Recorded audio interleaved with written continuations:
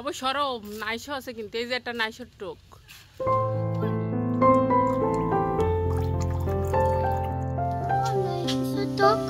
আসসালামু আলাইকুম, কেমন আছেন সবাই? আমি আলহামদুলিল্লাহ আল্লাহর অশেষ রহমতে ভালো আছি।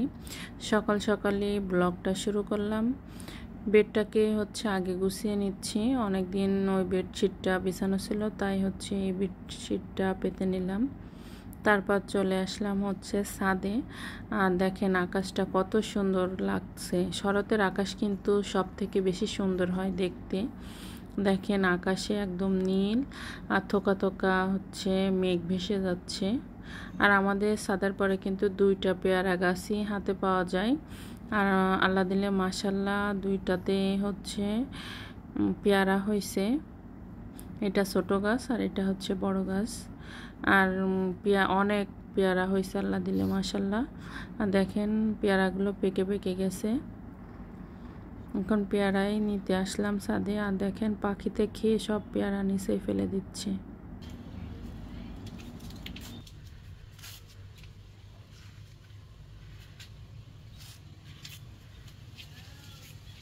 বাবা সরো, নাইশো আছে কিন্তু এই যে একটা নাইশোর টোক। ওই যে একটা পাকা পেয়ারা।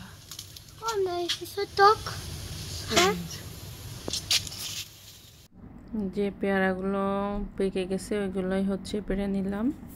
মাশাল্লাহ অনেকগুলোই পেয়ারা হয়েছে।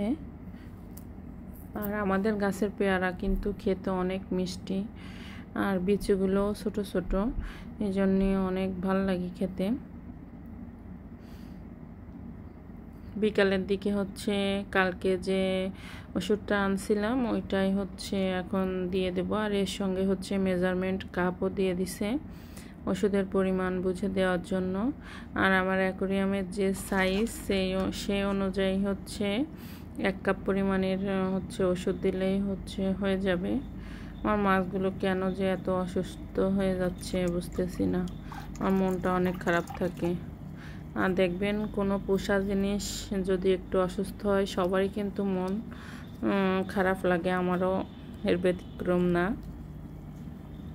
আমার এই যে সাদা মাছটা, এটার বয়স প্রায় 2 বছরের মতন।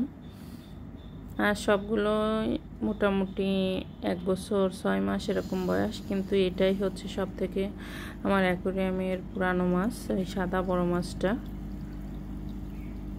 অ্যাকোরিয়ামের পানির লেভেলটা একটু নিচে নেমে গেছে। এখন আমি পানি দিয়ে দেব অ্যাকোরিয়ামের ভিতর। আর ওইটা ডানকেনা মাছ, পুকুর থেকে ধরে আমি ছাড়ছি। যে ছোট মাছটা উপরে ঘুরে বেড়াচ্ছে ওইটা। ওই লাল মাছটা বেশি অসুস্থ হয়েছে। এখন আমি পানি দিয়ে দিচ্ছি। আমি অ্যাকোরিয়ামে সাধারণত ফিল্টারের পানি ইউজ করি। তাহলে ফিল্টারের পানি দিলে হয় কি অ্যাকোরিয়ামের পানিটা ময়লা কম হয়।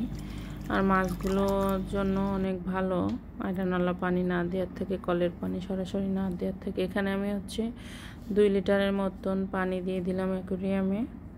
এতক্ষণ ধরে আমার ভিডিওটি কষ্ট করে দেখার জন্য আপনাদের সকলকে অসংখ্য ধন্যবাদ। আসসালামু আলাইকুম।